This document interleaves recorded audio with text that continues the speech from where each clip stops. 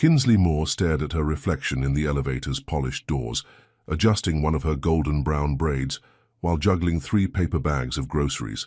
The soft hum of the ascending elevator matched the quiet tune of Midnight City playing through her wireless earbuds, her personal soundtrack for this new chapter of her life. 26 floors. That's how high up her new apartment was in this sleek building on Windermere Lane. 26 floors closer to the sky, and hopefully 26 floors away from her past in Chicago. The thought made her smile slightly, though the expression didn't quite reach her eyes. "Hold the elevator," a deep voice called out just as the doors began to close. Kinsley instinctively reached for the door open button, but in doing so, the precarious balance of her grocery bags shifted. Time seemed to slow as she watched an apple make its bid for freedom, rolling toward the closing gap.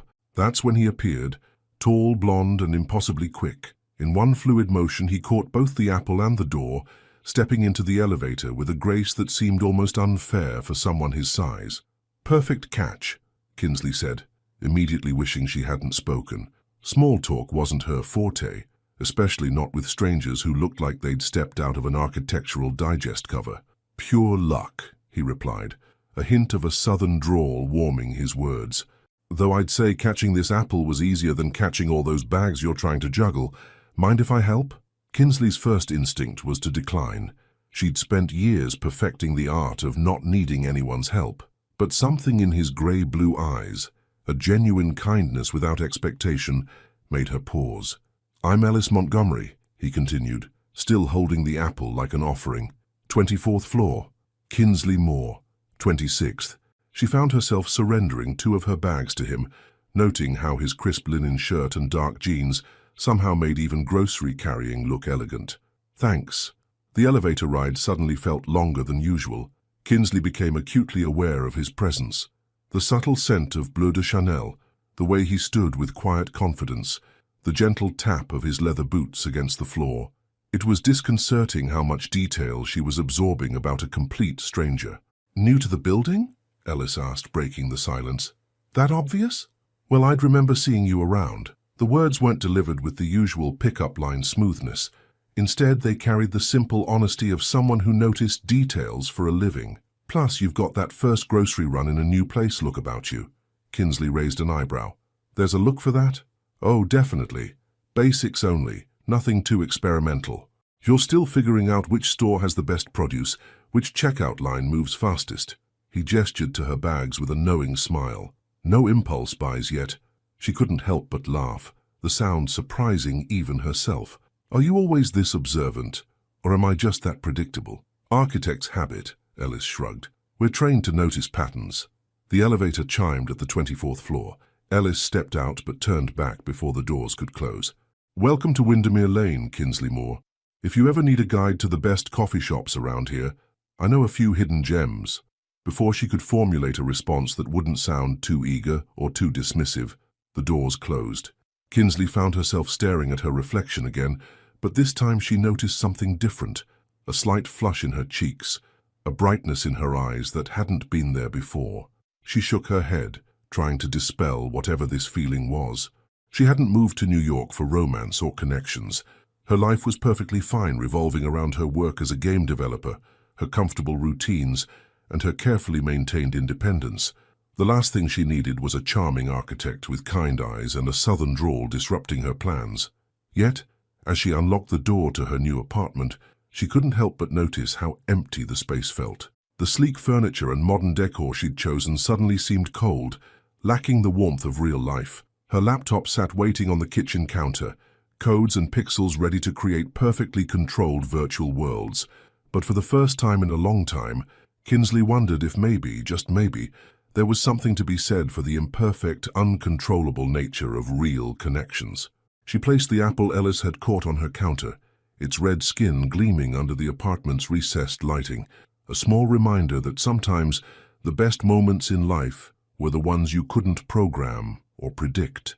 Opening her laptop, Kinsley tried to focus on the game environment she was developing, a digital world where everything made sense, where every action had a clear consequence, and where hearts weren't quite so complicated. But her mind kept drifting to grey-blue eyes and the faint scent of Bleu de Chanel. "Stop it," she muttered to herself, pulling her oversized sweater closer like armor.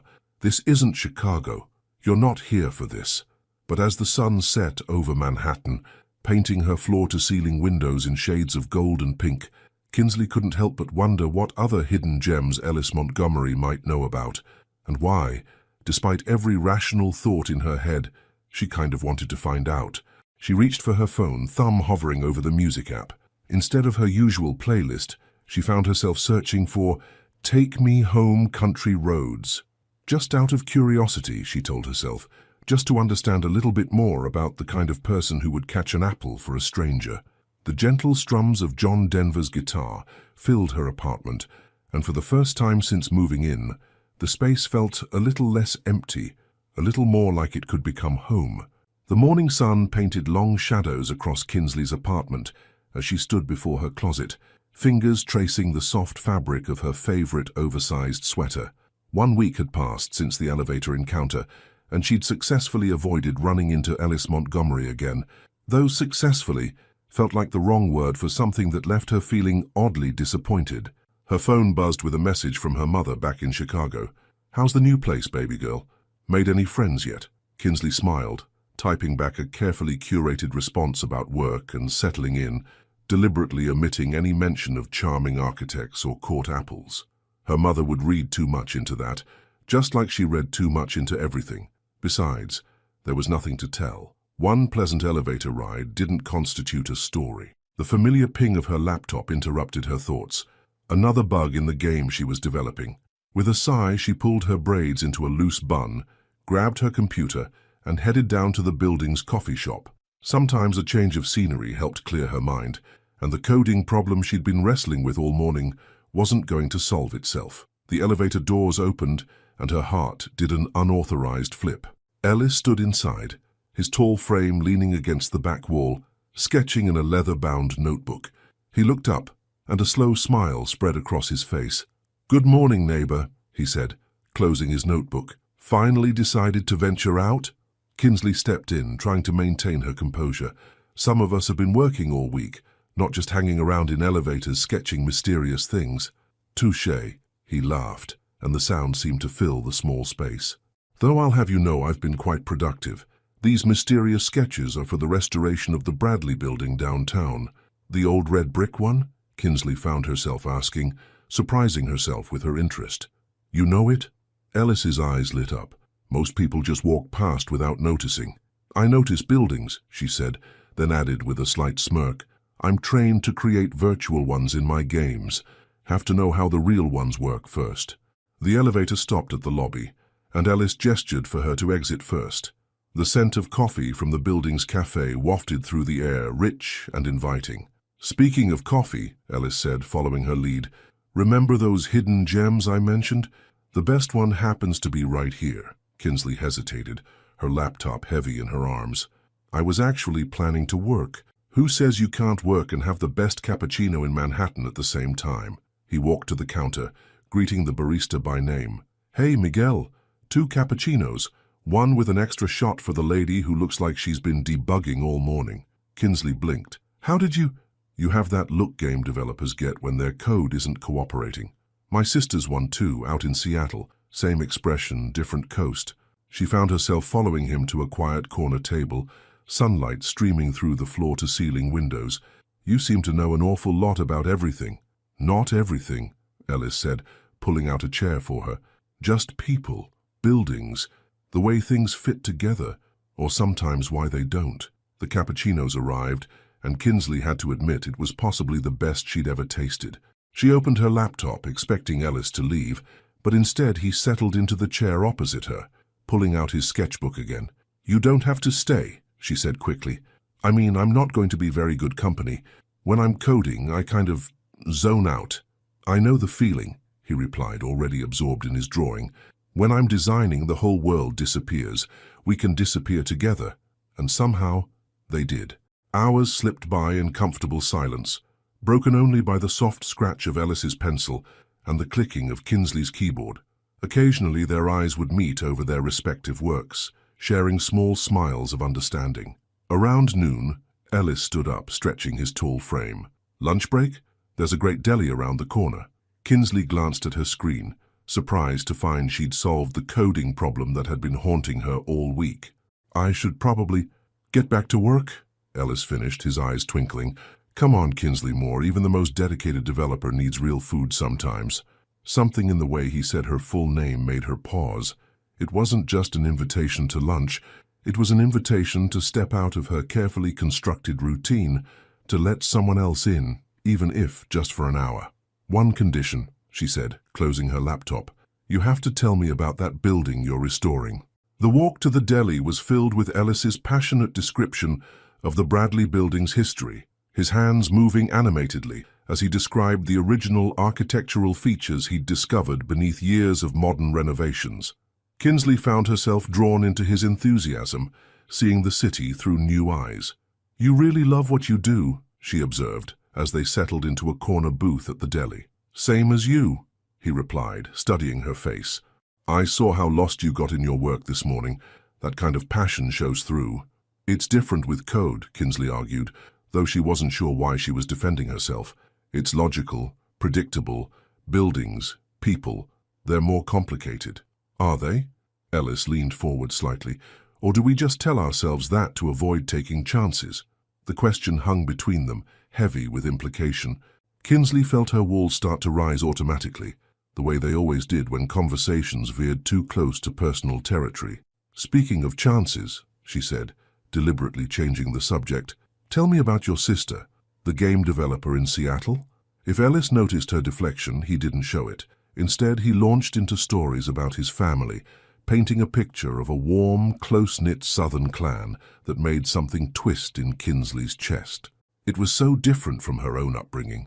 Just her mother, and her younger sister, learning to be strong because they had to be. As they walked back to Windermere Lane, Kinsley found herself sharing small pieces of her own story. Her mother's determination to give her daughters everything they needed, her sister's recent promotion at a tech startup in Boston, the way coding had become her sanctuary when the real world felt too unpredictable. At the elevator, Ellis pressed the button for their floors. "Thank you for lunch," he said simply. "I should be thanking you," Kinsley replied. "The cappuccino really did help with the debugging." "Any time." The word carried weight, an open invitation that both thrilled and terrified her. "Same time tomorrow?" The elevator doors opened at his floor, and he stepped out before she could answer.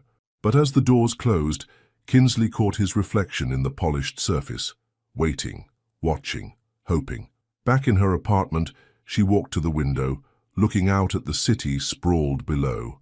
The apple from their first meeting still sat on her counter, a reminder of unexpected connections and unplanned moments. Her phone buzzed again.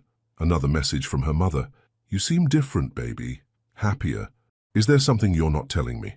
Kinsley looked at the message for a long moment, then typed back, "Just getting used to the new place. The coffee's really good here." She set her phone down, knowing her mother wouldn't believe the simple explanation. Truth was, she wasn't sure she believed it either, because somewhere between morning cappuccinos and lunchtime conversations, something had shifted, subtle as a changing shadow, significant as a foundation stone. And for the first time in years, Kinsley Moore wasn't sure if that was such a bad thing. Rain drummed against the windows of Kinsley's apartment, turning Manhattan's skyline into a blur of muted lights and soft edges. 3 weeks had passed since that first shared cappuccino, and morning coffee with Ellis had become a dangerous kind of routine. Dangerous because it felt so natural, so right, that sometimes she forgot she wasn't supposed to let anyone get this close. Her phone lit up with a message from Ellis. "Breakfast meeting got cancelled. Coffee?" Kinsley glanced at her reflection in the window, thankful he couldn't see her involuntary smile. She was about to reply when a second message appeared. "Also, there's something I'd like your professional opinion on. The Bradley Building restoration includes a digital interactive history display. Could use a game developer's perspective. Work, safe territory. She could handle that."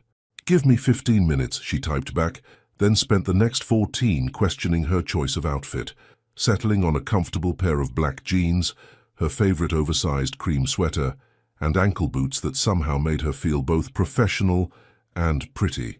The elevator ride down was a familiar journey now, but her heart still did that little skip when the doors opened to reveal Ellis in the lobby. Today he wore a charcoal grey sweater that made his eyes look stormy, his blonde hair slightly damp from the rain. "Morning, stranger," he smiled, already holding 2 cappuccinos. "Thought we could grab a table by the window. I love watching the city in the rain." They settled into what had become their usual spot, and Ellis pulled out his tablet, bringing up the plans for the interactive display. As he explained his vision, Kinsley found herself drawn in not just by the technical aspects, but by his passion for preserving the building's history while making it accessible to a new generation. "See, each floor would have these touch points," he explained, fingers moving across the screen. "Visitors can interact with different elements to learn about the original architecture, the people who lived and worked here over the decades. You could incorporate augmented reality," Kinsley suggested, leaning closer to point at the screen. "Let people see how the spaces looked in different eras by holding up their phones." "Exactly what I was thinking." Ellis's eyes lit up. "Would you want to consult on this? The technical team could use someone who understands both the creative and coding aspects." Kinsley hesitated. Working together would mean more time with Ellis, more opportunities for her carefully constructed walls to crack, but the project itself fascinated her, a chance to blend history and technology, to create something meaningful. "I'd need to check my schedule," she said carefully. "My current game development project is pretty demanding." "Of course." Ellis nodded, but she caught a flash of disappointment in his eyes. "No pressure, just thought it might be fun to collaborate." A comfortable silence fell between them, filled only by the sound of rain and the quiet murmur of other cafe patrons. Kinsley sipped her coffee, trying to ignore how easy it would be to say yes, to let this man and his passionate vision for bringing old things back to life become a bigger part of her world. "Tell me about your game," Ellis said suddenly, "the one you're working on. You never really talk about it." "It's—" Kinsley paused, realizing she'd never shared this with anyone outside her development team. "It's about rebuilding. The player character wakes up in a world that's been abandoned, and they have to piece together what happened while trying to restore different areas. Each restoration reveals more of the story." Ellis's expression softened. "Sounds like we're not so different after all, both trying to bring broken things back to life." "Buildings are different," Kinsley argued, though her voice lacked conviction. "They're solid, real. Games are just—" "Just what?" Ellis challenged gently. "Just stories? Just code? The Bradley building is just bricks and mortar, but it's also 1,000 stories, 1,000 memories. Sounds a lot like your game to me." Before Kinsley could respond, a figure appeared at their table, tall, elegant, and startlingly familiar to Ellis, judging by how he immediately tensed. "Ellis Montgomery," the woman said, her voice carrying traces of the same southern warmth as Ellis's. "I thought that was you." "Olivia." Ellis stood, his posture stiff. "I didn't know you were in New York." "Clearly." Olivia's eyes flickered to Kinsley, then back to Ellis. "Dad mentioned you were working on some restoration project here. I'm in town for a conference and thought I might run into you." The tension radiating between them was palpable. Kinsley felt like an intruder in a scene she wasn't meant to witness. "I should go," she said quietly, gathering her things. "I have a meeting." "No, please." Olivia's smile was perfectly polite. "Don't let me interrupt. I just wanted to say hello. It's been what, Ellis, 2 years?" 28 months, Ellis corrected, his voice carefully neutral. "How's Charleston?" "Same as ever. Your parents ask about you at every social function." She adjusted her designer handbag. "You should call them more often." "I call them every Sunday," Ellis replied. "They know where to find me." Another loaded silence fell. Kinsley watched Ellis's hands, usually so steady when sketching, flex unconsciously at his sides. "Well," Olivia said finally, "it was good to see you. You look happy." The last word carried a weight Kinsley couldn't quite decipher. After she left, Ellis remained standing, staring at the rain-streaked windows. The easy comfort of their morning had evaporated, replaced by something heavy and unspoken. "Ex-girlfriend?" Kinsley asked softly, though she already knew the answer. "Ex-fiancé," Ellis corrected, sinking back into his chair. "Charleston's finest. Our families had it all planned out. The perfect southern wedding, the perfect life. What happened? I realized I was living someone else's story." He looked at her then, really looked at her. "Sometimes the things that seem safest, most predictable, are the ones that can hurt you the most." The words hit too close to home. Kinsley felt her carefully constructed defenses wavering. Here was someone who understood, really understood, what it meant to protect yourself from the very things everyone else thought you should want. "I should go," she said again, standing. "But Ellis, about the Bradley building project, I'd like to help, if the offer's still open." His smile returned slowly, like sun breaking through clouds. "It's open, though I should warn you. Once you start bringing things back to life, it's hard to stop." Back in her apartment, Kinsley sat at her desk, trying to focus on her game's code. But her mind kept drifting to the look in Ellis's eyes when he talked about living someone else's story. She opened a new document and began typing, "Project Proposal, Bradley Building Interactive History Display Lead Developer, Kinsley Moore. Concept, using augmented reality to bridge past and present." Her fingers paused over the keyboard. She was crossing a line, she knew. This wasn't just about work anymore. This was about letting someone in, about admitting that maybe, just maybe, some risks were worth taking. Outside, the rain continued to fall, washing the city clean, making way for whatever came next. Kinsley touched the screen where she'd typed her name next to the project title, wondering if some stories were worth living, even if you couldn't control how they ended.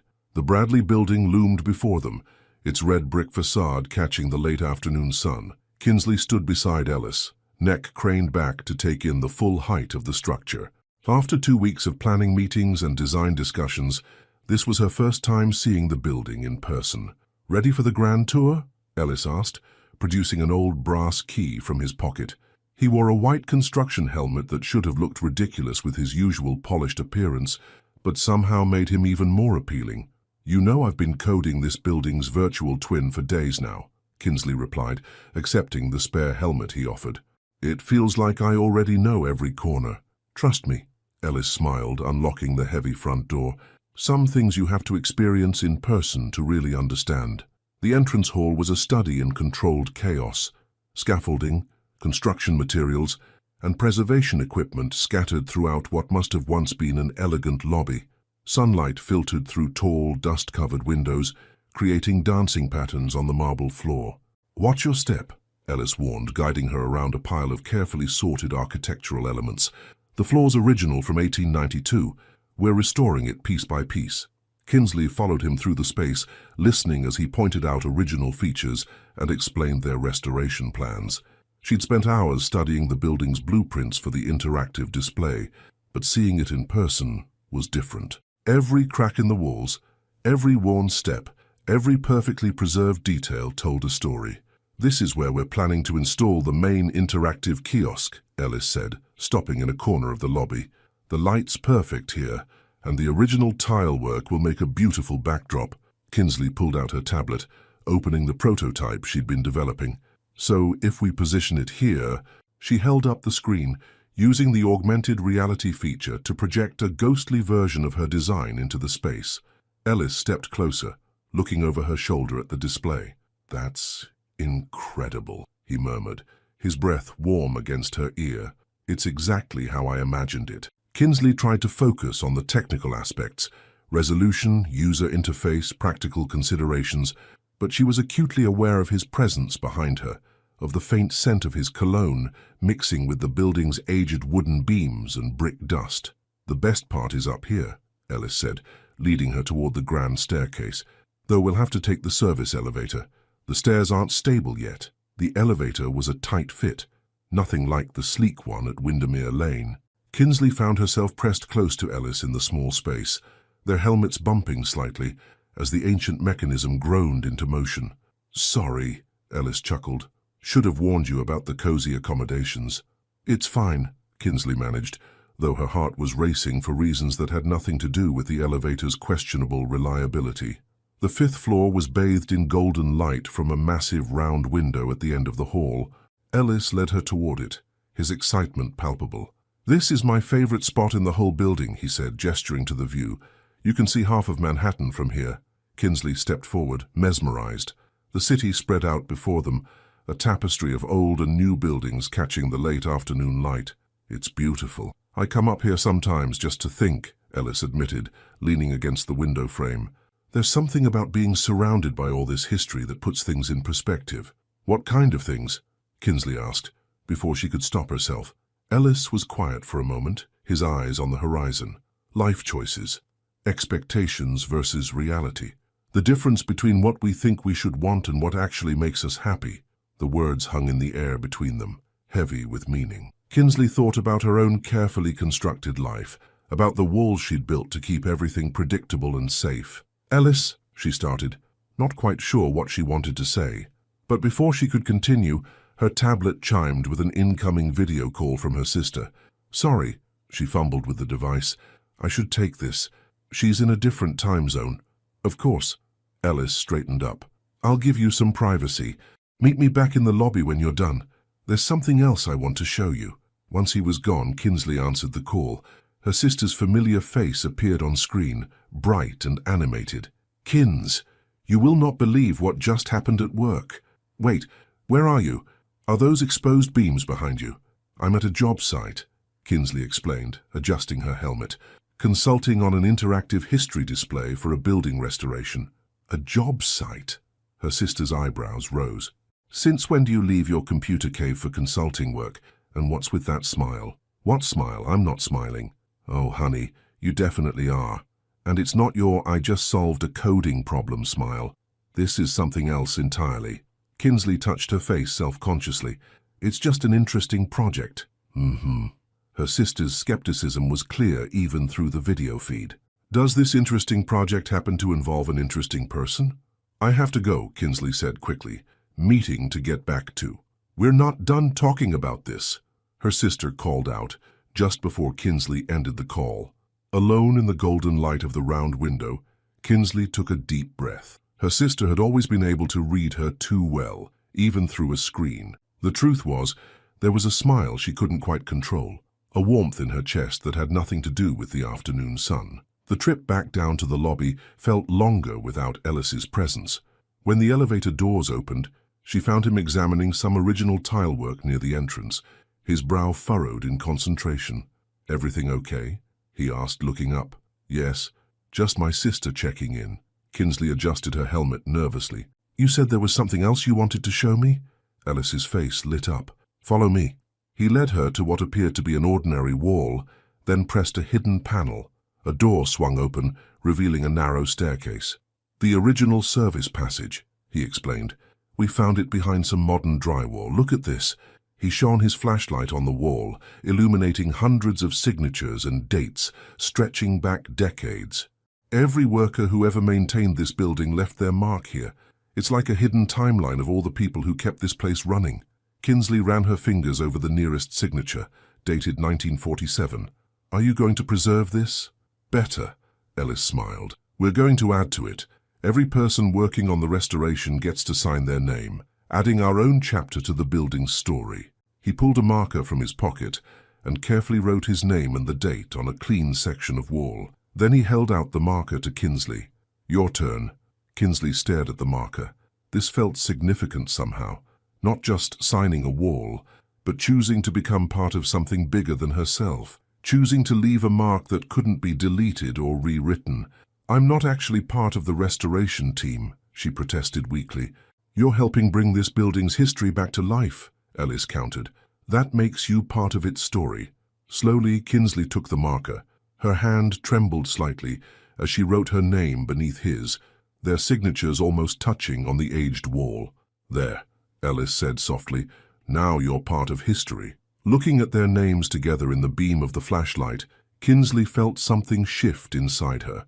All her carefully written code, all her virtual worlds, none of them felt as real as this moment, standing in a hidden stairwell with a man who saw beauty in broken things and possibility in empty spaces. "Ellis," she began again, but the sound of voices from the lobby interrupted her. "That'll be the construction crew," Ellis said, checking his watch. "We should head out. Dinner? I know a great place around the corner that makes the best pasta you've ever tasted." Kinsley thought about her usual evening routine. Take out at her desk, coding until late, keeping everything predictable and safe. Then she thought about their names on the wall, about taking chances and becoming part of stories you couldn't control. "Yes," she said, surprising herself. "I'd like that." As they walked out of the Bradley building together, Kinsley glanced back at the old brick facade. Somewhere inside, Behind layers of history and renovation, their names stood side by side in a hidden stairwell, a small mark in a much bigger story that was still being written. The pasta place around the corner from the Bradley building had become their spot over the past 3 weeks. Tonight, Kinsley sat across from Ellis in their usual corner booth, watching him gesture animatedly about the latest discovery in the building's west wing. "Behind all that modern drywall, we found original hand-painted wallpaper," he explained, eyes bright with excitement. "The pattern is incredible. All these intertwined vines and flowers. We're going to restore it and incorporate it into your interactive display somehow." Kinsley smiled, taking a sip of her red wine. She'd learned to love these moments when Ellis talked about his discoveries, his passion for preservation infectious. "I could animate the pattern," she suggested. "Make the vines grow and bloom when visitors interact with that section." "Perfect." Ellis leaned back, studying her face. "You know, you get the same look when you talk about coding that I get when talking about architecture." "What look is that?" "Like you're seeing possibilities nobody else can see." A comfortable silence fell between them, filled with the soft clinking of cutlery and the murmur of other diners. Kinsley twirled pasta around her fork, trying to ignore the way her heart fluttered when Ellis looked at her like that, like she was another beautiful thing he wanted to preserve. Her phone buzzed with a message from her sister. "Video call tonight. Need to hear all about this interesting project of yours." "Your sister again?" Ellis asked, noticing her smile. "She's persistent," Kinsley admitted, tucking the phone away. "Ever since she saw me at the building site, she's convinced there's some big story I'm not telling her. And is there?" The question hung in the air, loaded with unspoken meaning. Before Kinsley could respond, a familiar voice cut through the restaurant's warm atmosphere. "Ellis, what a coincidence!" Olivia stood at their table, more polished than ever in a designer dress. This time she wasn't alone. A distinguished-looking older couple stood with her, the woman's blonde hair and the man's steel blue eyes unmistakably similar to Ellis's. "Mom? Dad?" Ellis stood quickly, surprise and tension evident in his posture. "What are you doing in New York?" "We came up for the Reynolds Charity Gala," his mother explained, her southern accent warm but her eyes sharp as they took in the scene before her. "Olivia mentioned running into you a few weeks ago. We thought we'd surprise you." "Consider me surprised," Ellis said, his voice carefully neutral. Then, remembering himself, he turned to Kinsley. "Mom, Dad, this is Kinsley Moore. She's the lead developer for the Bradley Building's interactive history display." "How lovely," Mrs. Montgomery smiled, though something in her expression suggested she was drawing very different conclusions about Kinsley's role in her son's life. Ellis always had an eye for talented people. Kinsley felt the weight of their collective gaze. Mrs. Montgomery's assessment, Mr. Montgomery's quiet observation, and Olivia's barely concealed interest. She stood, smoothing her casual outfit self-consciously. "It's nice to meet you," she managed, wishing she'd worn something other than jeans and her favorite oversized sweater. "Ellis has told me wonderful things about Charleston." "Has he?" Olivia's voice carried a hint of challenge. "He used to love it there. Remember those Sunday brunches at the country club, Ellis? Everyone always said we were the perfect couple." "Things change," Ellis said firmly. His hand moved slightly, as if he wanted to reach for Kinsley, but thought better of it. "Clearly," Mrs. Montgomery's gaze flickered between them. "We're having dinner at the Pierre tomorrow night, darling. You'll join us, won't you? Bring your colleague, if you'd like." The invitation felt more like a summoning. Kinsley quickly shook her head. "Oh, I couldn't. I have a major deadline for my game development project." "Another time, then." Mr. Montgomery spoke for the first time, his voice carrying the same gentle authority Ellis sometimes displayed. "Though I must say, I'm curious about this interactive display you're creating. Perhaps you could tell us about it over drinks sometime." Before Kinsley could respond, her phone buzzed again, this time with an urgent message from her development team. She glanced at it, grateful for the interruption. "I'm so sorry, but there's an emergency with the game code. I need to handle this." She gathered her things, avoiding Ellis's eyes. "It was wonderful meeting you all." She hurried out of the restaurant, the cool evening air a relief against her flushed cheeks. Behind her she heard Ellis call her name, but she kept walking. She needed space, needed to think. Back in her apartment, Kinsley sat at her desk, staring at her code, but seeing only the scene from the restaurant playing over and over in her mind. The way Olivia had looked at her, The subtle judgment in Mrs. Montgomery's smile, the weight of expectations she hadn't even known existed until tonight. Her sister's video call request popped up on her screen. Taking a deep breath, Kinsley accepted. "Okay, spill," her sister demanded without preamble. "You look like someone just crashed your favorite programming sequence." "It's nothing," Kinsley insisted, but her voice wavered. "Just met someone's parents when I wasn't expecting to." Her sister's eyes widened. "Parents? As in a guy's parents? As in that interesting project comes with interesting family complications?" "It's not like that," Kinsley protested. "Ellis and I are just Ellis."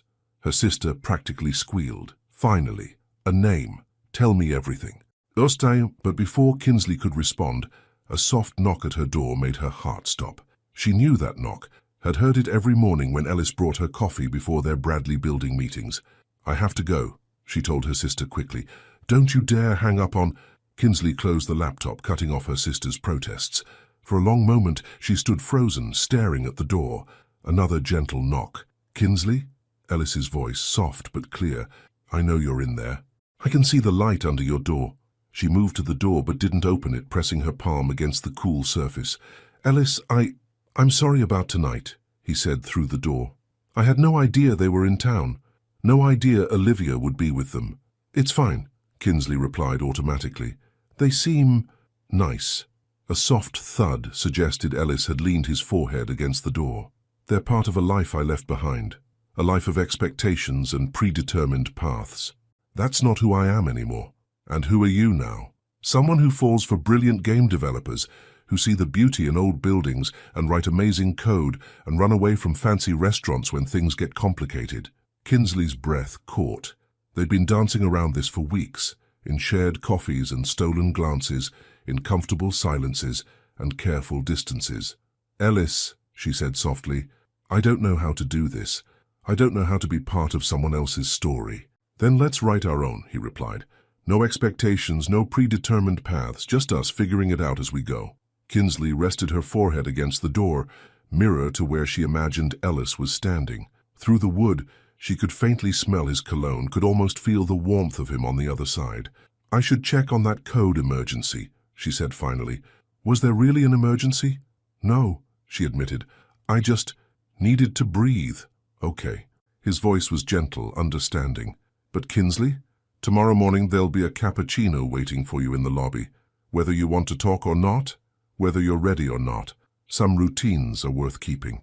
She listened to his footsteps fade down the hallway, then slowly slid down to sit with her back against the door. Her phone lit up with another message from her sister. "You can run from me, but you can't run from whatever's making you smile like that. Call me when you're ready to talk." Kinsley looked at the message, then at her computer, where lines of code waited for her attention. Everything in her life had always been so orderly, so carefully controlled. But now here she was, sitting on the floor, her heart racing because of a man standing on the other side of a door, offering her coffee and complications, and the chance to write a new story. She pulled out her tablet and opened the Bradley building project files. The animated vines she'd suggested earlier began to take shape under her fingers, growing, blooming, breaking free of their predetermined patterns to create something new and unexpected, just like her. Morning light streamed through the Bradley building's windows as Kinsley tested the latest version of her interactive display. She'd been there since dawn, trying to lose herself in code rather than think about the cappuccino that had indeed been waiting for her in the lobby, or the man who'd left it there. "The transition animation is smoother now," she muttered to herself, adjusting a line of code on her tablet. The virtual vines bloomed across the screen, their pattern matching the newly discovered wallpaper perfectly. "It's beautiful." Kinsley jumped at Ellis's voice behind her. He stood in the doorway looking slightly disheveled, a rare sight for someone usually so put together. His blue-gray eyes were tired, suggesting he hadn't slept much either. "Sorry," he said, stepping into the room. "Didn't mean to startle you. I saw the light on up here and thought that I was avoiding you." "Were you?" Kinsley turned back to her tablet, watching the animated flowers cycle through their blooming sequence. "Maybe. I'm not sure. I think I was avoiding thinking." Ellis moved closer, his presence warm in the cool morning air. "My parents want to have breakfast, just me," he added quickly, seeing her tense. "They're flying back to Charleston this afternoon." "And Olivia?" "Stayed at the Pierre with them." He ran a hand through his hair, messing it up further. "She's been trying to convince them, and me, that coming back to Charleston would be the sensible choice. The family firm has an opening for a senior architect, apparently." Kinsley's fingers stilled on her tablet. "Is it? The sensible choice? Once upon a time I thought it was."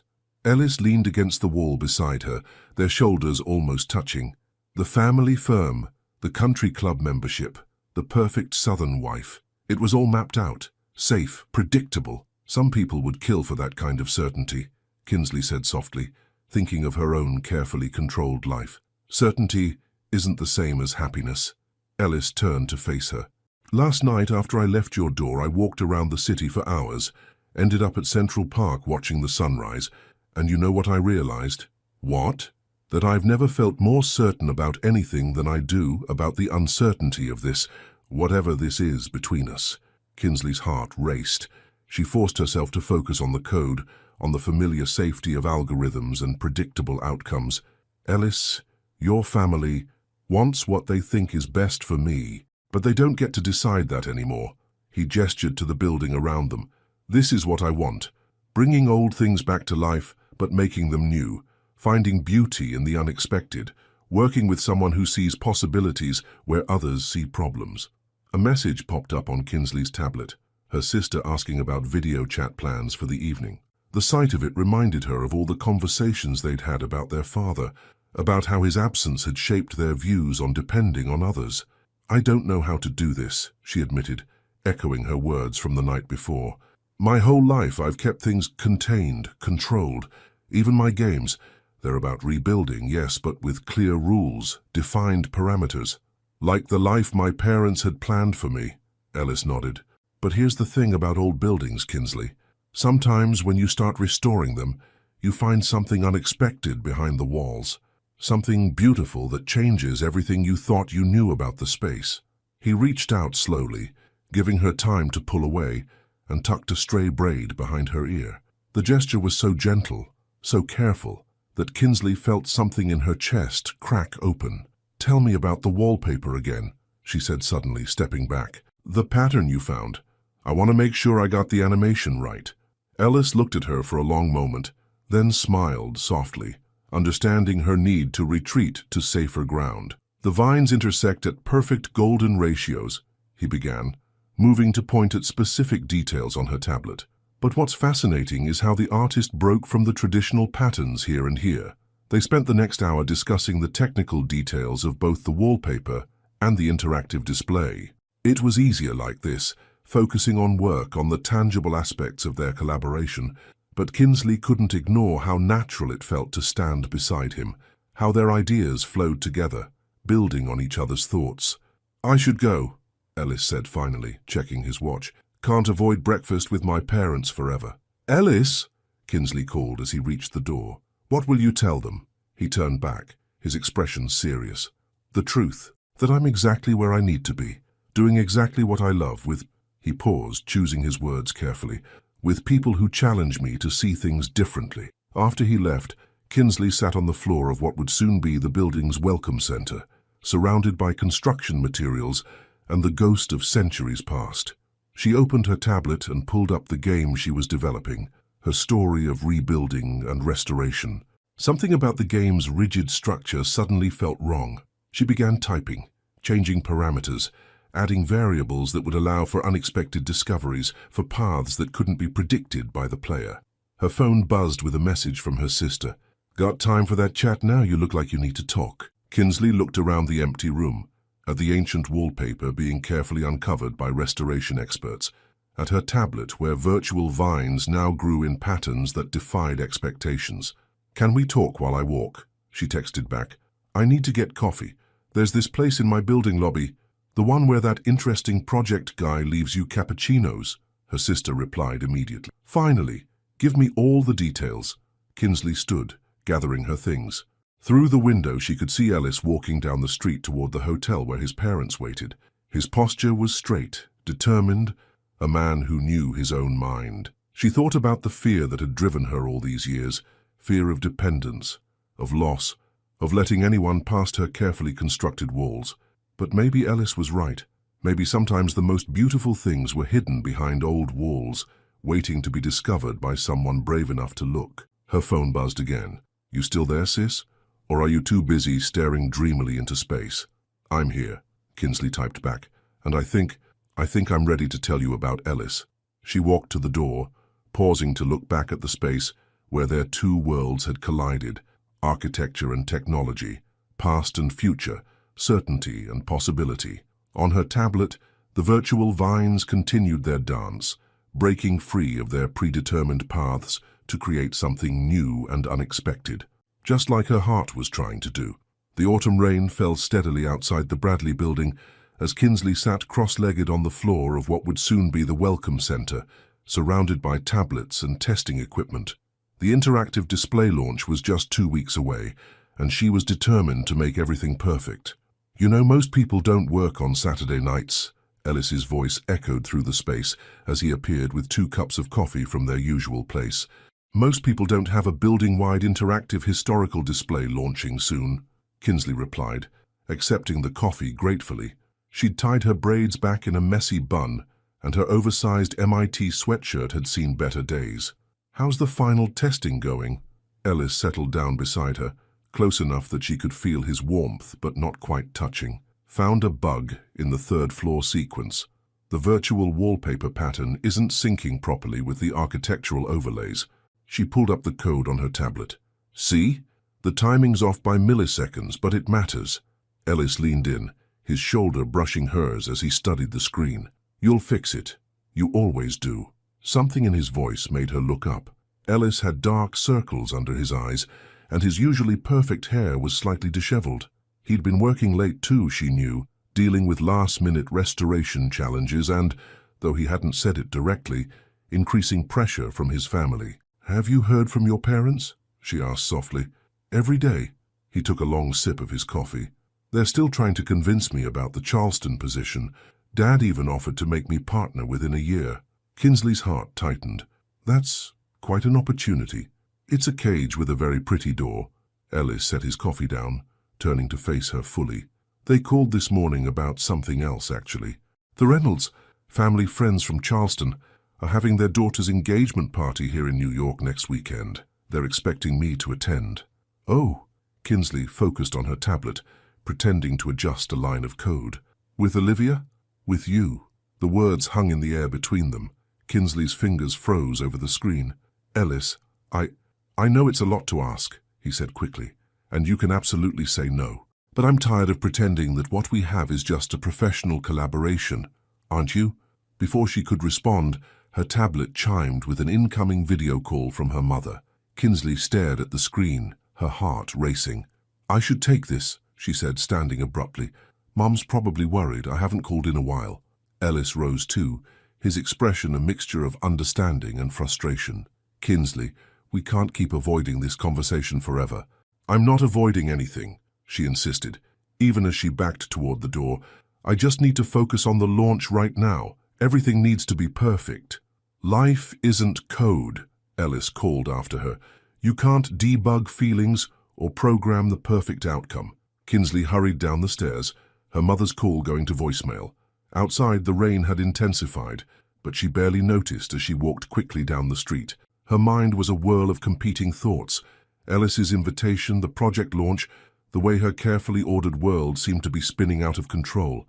Her phone buzzed again, this time with a text from her sister. "Mom's worried about you. Says you're working too hard. Also says you haven't mentioned any special someone lately." "Everything okay with Architect Boy?" Kinsley ducked into a small coffee shop, ordering a hot chocolate she didn't really want just to have somewhere to sit. She stared at her sister's message, then opened her laptop to pull up the project files. Work was safe. Work made sense. But as she looked at the code for the virtual wallpaper pattern, the one inspired by Ellis's discovery, something clicked. She'd been so focused on making everything sync perfectly that she'd missed the beauty of the original design's imperfections. The slight variations in the pattern, the places where the artist had deviated from the expected path. Those weren't flaws to be corrected. They were what made the design unique. Her phone buzzed again with a message from Ellis. "I'm sorry if I pushed too hard, But I meant what I said. This isn't just work for me anymore, hasn't been for a while. Kinsley closed her eyes, remembering all the moments that had led to this.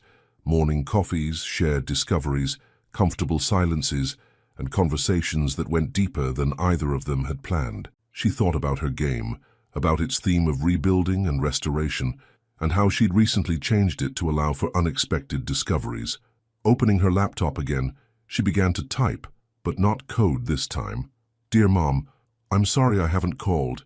The truth is there's someone in my life and I don't know how to talk about it, because I'm still learning how to let it happen." The words flowed easier than she expected, filling the screen with everything she'd been holding back, about Ellis, about her fears, about the way her carefully constructed world was changing in ways she couldn't control but didn't want to stop.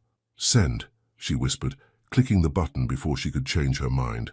Then she opened her project files and began working on the wallpaper pattern again, but this time with a different approach. Instead of trying to perfect the timing, she programmed in variables that would allow for slight randomness, for beautiful imperfections that would make each interaction unique. Hours passed as she worked, the rain eventually stopping to reveal a city washed clean. When she finally looked up, it was past midnight. Her phone showed missed calls from both her mother and sister, and 3 more messages from Ellis. "The coffee's getting cold. I'll be here when you're ready to talk." Some things are worth the wait. Kinsley saved her work and packed up her laptop.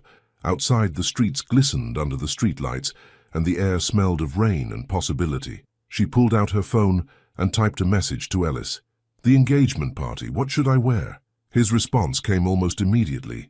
"Anything you want. Just be you. That's all I've ever wanted." Standing there in the quiet night, Kinsley thought about codes and patterns, about predetermined paths and unexpected variations. She thought about her game's theme of rebuilding, about the Bradley Building's hidden treasures, and about how sometimes the most beautiful things happened when you let go of trying to control every variable. She typed one more message. "Coffee tomorrow morning? I think I'm ready to talk. About everything." Ellis's reply was simple. "I'll be waiting." Like always. Walking home, Kinsley passed the Bradley Building, its old brick facade solid and unchanging, yet constantly revealing new secrets.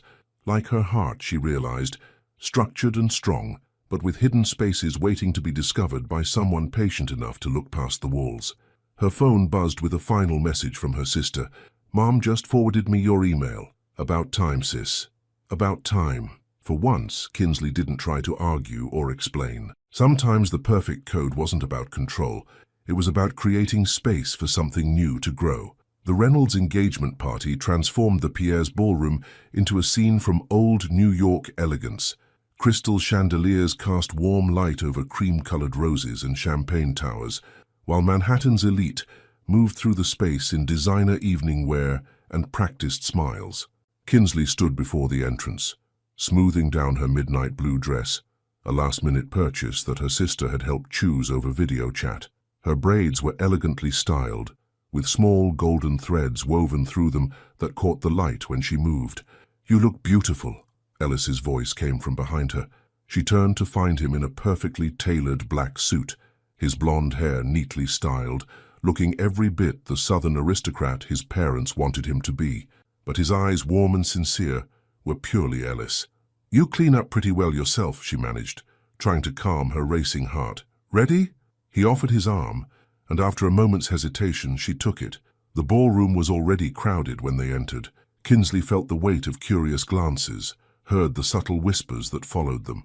Ellis's grip on her hand tightened reassuringly. "Ellis Montgomery." A woman in her 50s approached, her smile wide but evaluating. "And this must be Kinsley Moore," Ellis introduced smoothly. "She's the lead developer for the Bradley Building's interactive historical display."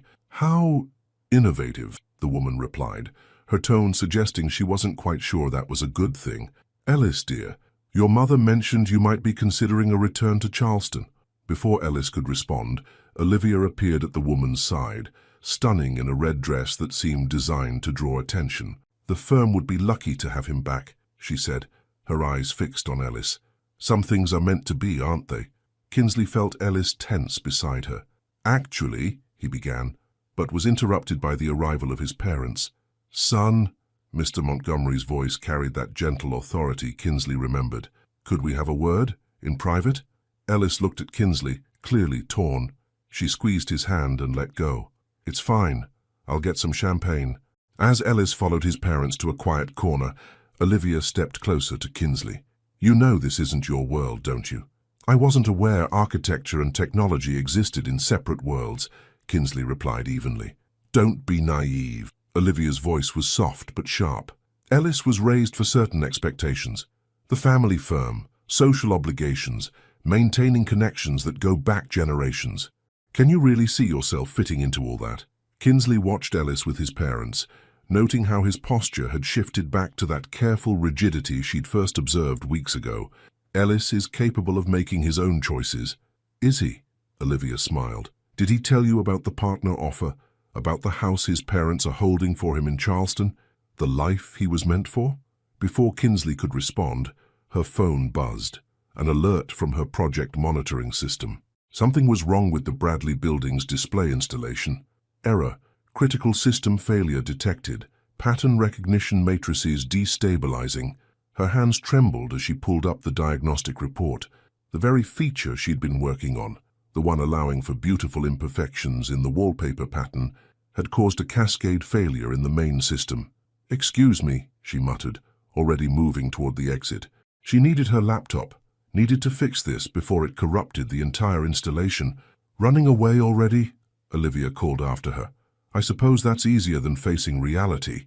Kinsley paused at the door, looking back at Ellis, still deep in conversation with his parents. Everything Olivia said swirled in her mind, about worlds that didn't mix, about expectations and predetermined paths. The taxi ride to the Bradley Building was a blur of anxiety and racing thoughts.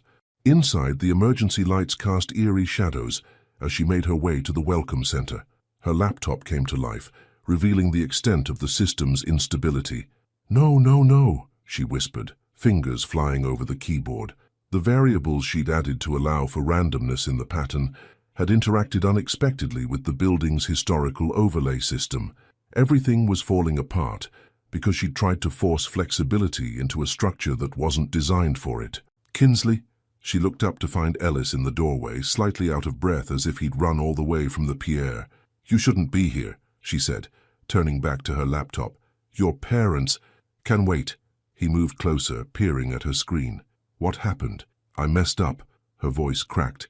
"I tried to make the system more flexible, more organic, but all I did was destabilize everything. Just like..." She trailed off, the parallel too clear to ignore. Ellis knelt beside her chair. "Just like what?" "Like what I'm doing to your life." The words tumbled out before she could stop them. "Your parents, your career, your world. It's all structured, planned, perfect, and I'm just a random variable causing system failures. Kinsley, look at me." When she didn't, Ellis gently turned her chair to face him. "Do you know what I told my parents tonight?" She shook her head. "I told them that I fell in love with a brilliant woman who sees beauty in both structure and chaos, who understands that the most amazing things happen when you let life surprise you." He gestured to the building around them. "This project, it's not just about preserving history, it's about making it live and breathe for a new generation. That's what you do. You take solid, unchanging things and make them dynamic, including me." Kinsley's heart stopped at the word love, then started racing double time. "Ellis, I'm not going back to Charleston," he continued.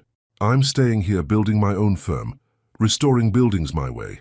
And I want to do it with you, not because it's safe or expected, but because when I'm with you, everything feels more real, more possible." A soft chime from her laptop interrupted the moment. The system had stabilized, the error resolving itself. Kinsley turned to look at the screen, amazed. "How?" "Sometimes," Ellis smiled, "systems just need time to adjust to new variables, to find their own way of integrating change." Kinsley stared at the display where the virtual vines now moved, with an organic grace she hadn't been able to program before. The imperfections hadn't broken the system. They'd made it more beautiful. "I'm terrified," she admitted softly. "Of what?" "Of feeling this much, of not being able to control it, of ruining everything." Ellis took her hands in his. "Remember what you told me about your game? about how the players have to learn that not everything can be rebuilt exactly as it was. Sometimes what you build instead is better than what you planned. Kinsley looked at their intertwined fingers, at the way they fit together despite all the reasons they shouldn't. Your parents will never understand. They will, eventually, and if they don't, he shrugged, then they'll miss out on knowing an amazing woman who just revolutionized how people interact with historical architecture. A laugh bubbled up through her tears. Is that what I did? That's what we did. Ellis stood, pulling her up with him. Together. The emergency lights cast a soft glow over them as they stood in the building they'd both helped bring back to life. Outside, the city hummed with its usual energy, unconcerned with private revelations and personal revolutions.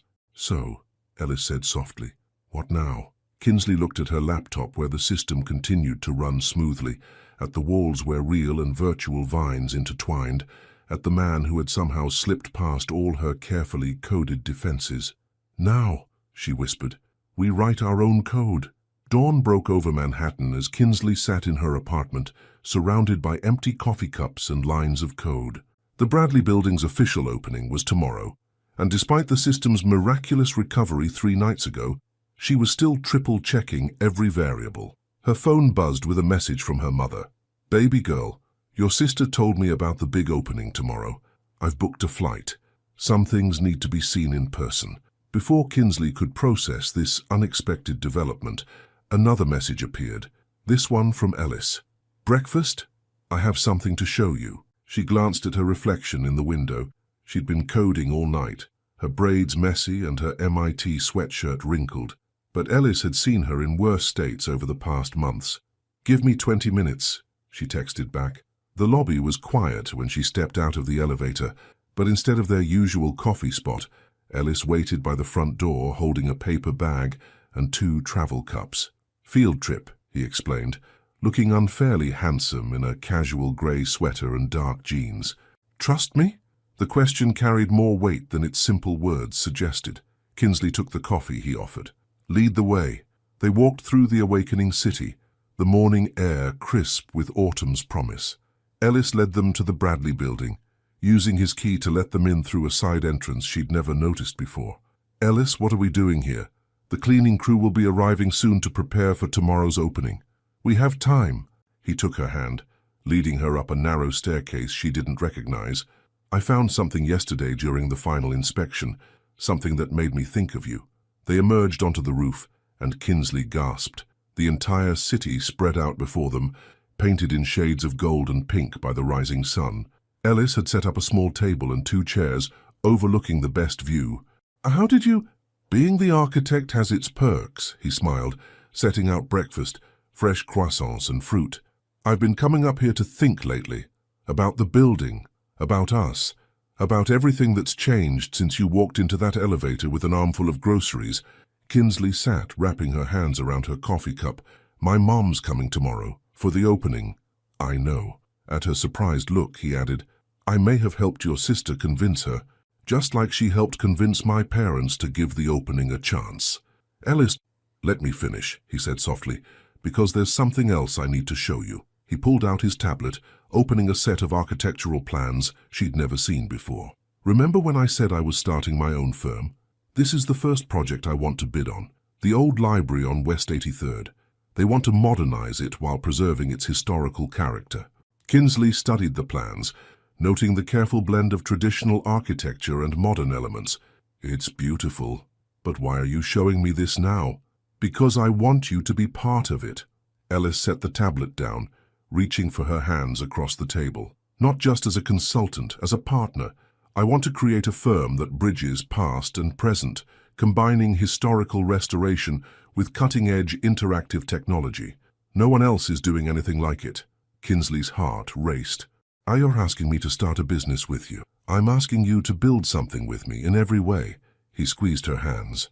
I know it's fast, and I know it's scary, but when I look at what we did with the Bradley Building, not just the restoration or the technology, but how we made them work together, I see something revolutionary, just like us. The sun had fully risen now, casting long shadows across the roof. Below them, the city was coming to life, unaware of the moment unfolding above its streets. What about your parents? Kinsley asked. The family firm? They'll understand when they see what we can create together. Ellis smiled. Actually, my father's face when he saw the interactive display testing yesterday, I think he's starting to get it. He called it unprecedented. It is pretty amazing, Kinsley admitted, thinking of all the late nights and breakthrough moments that had led to tomorrow's opening. You're pretty amazing, Ellis corrected. The way you see possibilities in everything, the way you're not afraid to rewrite the rules when they don't work anymore. You've taught me that preservation doesn't mean keeping things exactly the same. It means helping them evolve, while honoring what makes them special. Kinsley looked out over the city, thinking about the girl who had moved to New York, determined to keep her life contained and controlled. I used to think love was like my games, something you could program and predict. But it's more like your buildings, isn't it? A foundation you build on, strengthen, adapt. Does that mean you'll think about the partnership? Professional or personal? The words slipped out before she could stop them. Ellis's smile widened. Both. Always both. A message buzzed on Kinsley's phone, her sister sending a photo of their mother boarding her flight.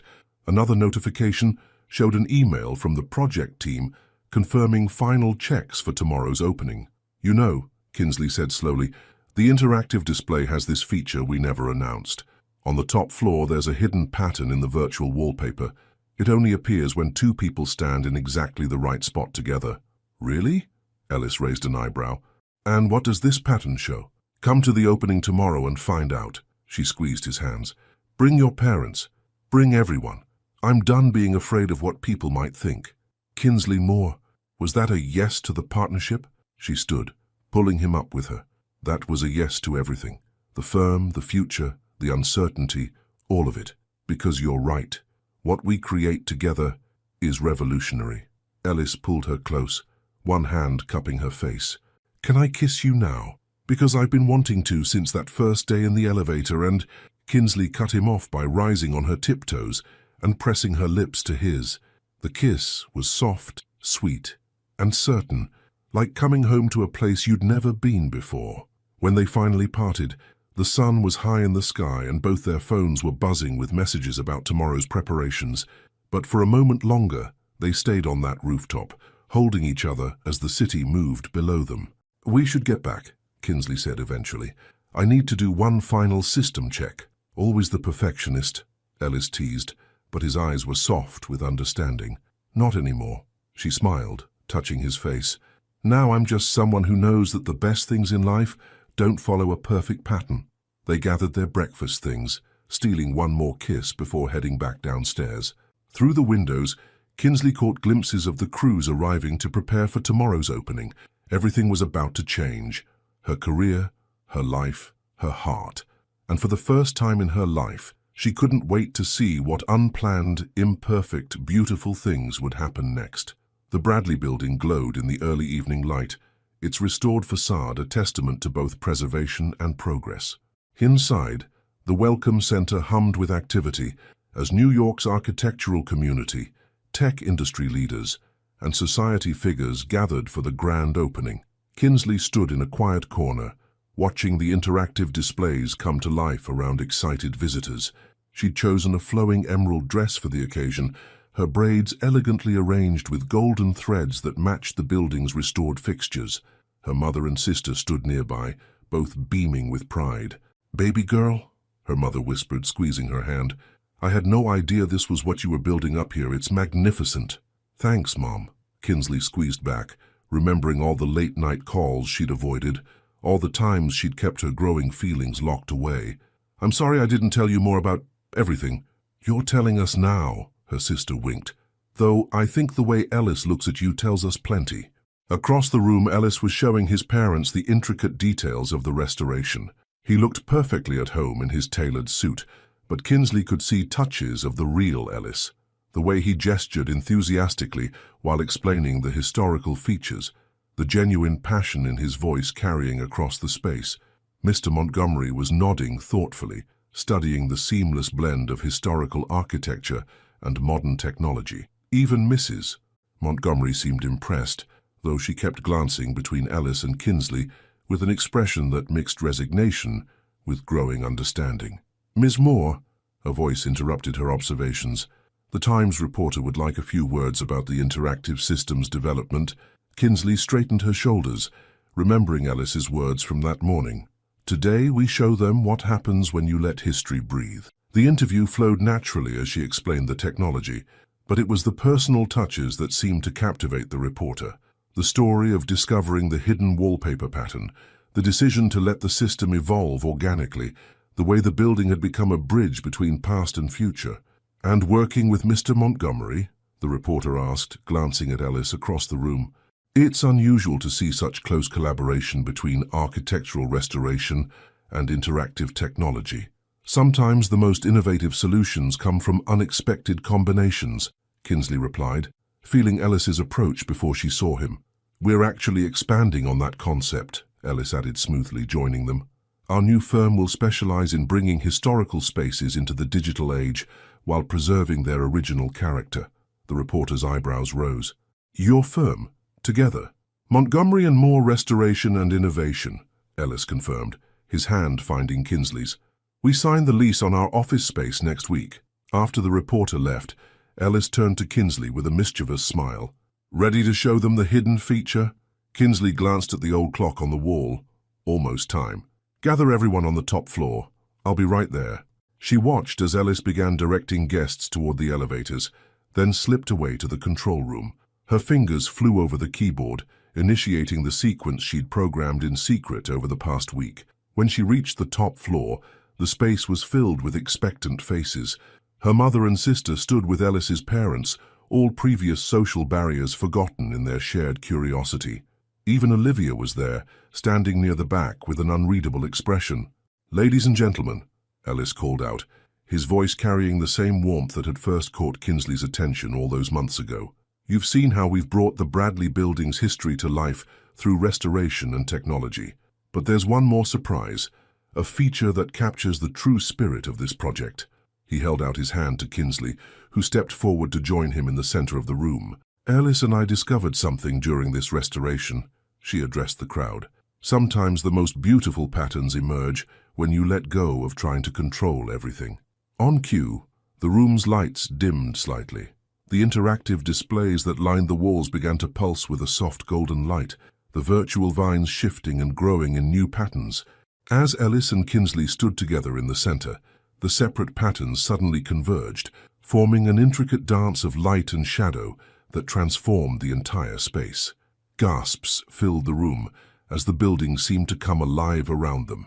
The virtual vines bloomed with flowers that had never existed in the original wallpaper, creating something entirely new, yet somehow perfectly suited to the historic space. "How you see," Ellis explained, his voice soft with emotion. "This building taught us that preservation isn't about keeping things exactly as they were. It's about honoring the past while being brave enough to embrace something new." His parents exchanged a look that spoke volumes. Mrs. Montgomery dabbed at her eyes with an embroidered handkerchief, while Mr. Montgomery's stern expression had softened into something like wonder. "The pattern is different every time," Kinsley added, watching the lights dance around them. "Just like life, just like love. You can't program it to be perfect. You can only create space for it to grow." Her mother stepped forward, pulling both Kinsley and Ellis into a fierce hug. "Now that," she declared, "is what I call innovation." The celebration continued late into the night. Kinsley watched as Ellis charmed investors and reporters, saw her sister deep in conversation with his parents about Southern architecture, noticed even Olivia smiling genuinely as she explored the interactive displays. Near midnight, when most of the guests had left, Ellis found her in their spot by the round window on the 5th floor. "So," he said, wrapping his arms around her from behind, "did it turn out the way you programmed it?" Kinsley leaned back against him, watching their reflection in the glass. "Better. It turned out real." "Speaking of real," Ellis turned her to face him, "there's one more space I haven't shown you yet." He led her to a door she'd never noticed, hidden behind a restored panel. Inside was a small office, perfectly sized for 2 desks facing each other across a shared workspace. "I had it renovated last week," he explained. "Thought it might make a good starting point for Montgomery and Moore, if you're still sure about this." Kinsley walked to one of the desks, running her fingers along its surface. Through the window, she could see the city lights twinkling like stars. You know, she said thoughtfully, in my game, there's this moment when the player has to decide whether to rebuild something exactly as it was or create something new from the pieces of the past. And what's the right choice? That's just it, there isn't one. The game lets you choose your own path, she turned to face him, just like you let me choose mine. Ellis crossed the room to join her. And what path are you choosing? Instead of answering, Kinsley pulled him down for a kiss that held all the certainty she'd ever needed. When they parted, she whispered against his lips, the one that leads here, with you.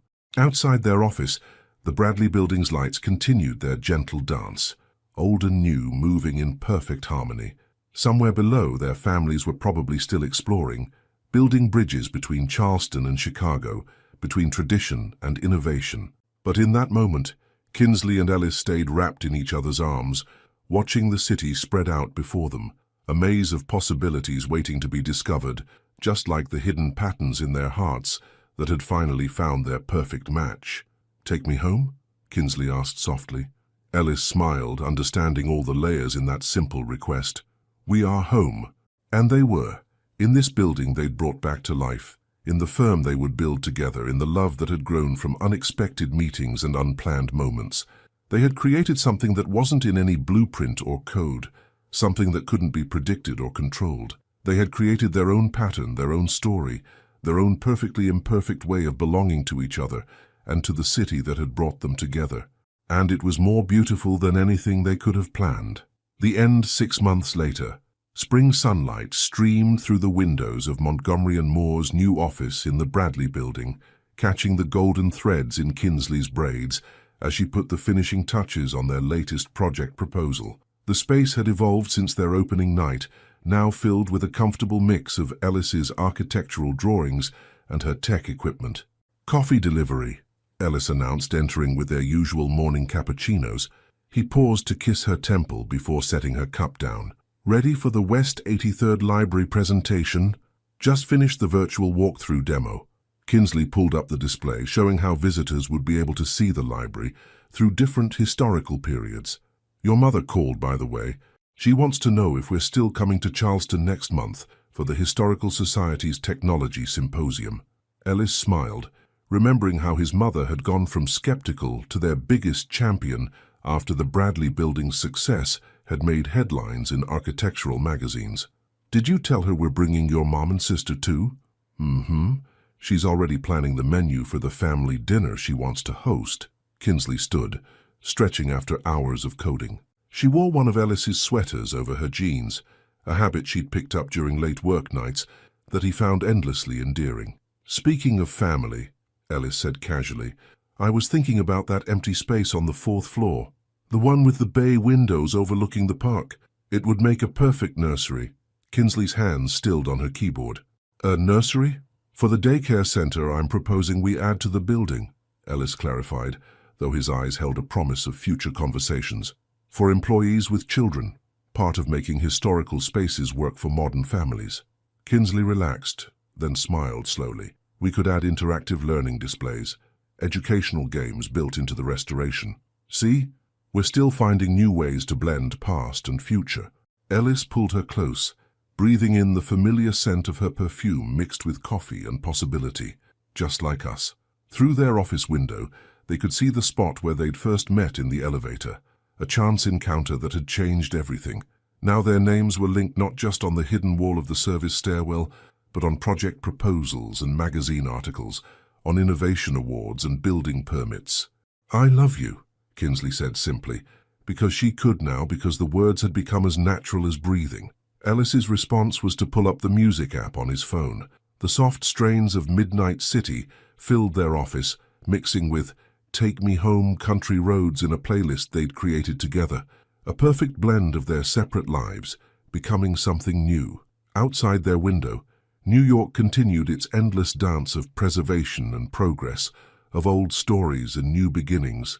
But inside the Bradley Building, in an office meant for two, Kinsley and Ellis had found their own rhythm, a pattern of love that grew more beautiful with each unexpected variation. They had rewritten the rules of restoration, of innovation, of love itself, and their story was still unfolding, one perfect imperfection at a time. The end. Thank you so much for watching until the end. If you enjoyed this story, don't forget to subscribe to the channel, leave a like, and comment your thoughts. Your participation is very important to us. See you next time.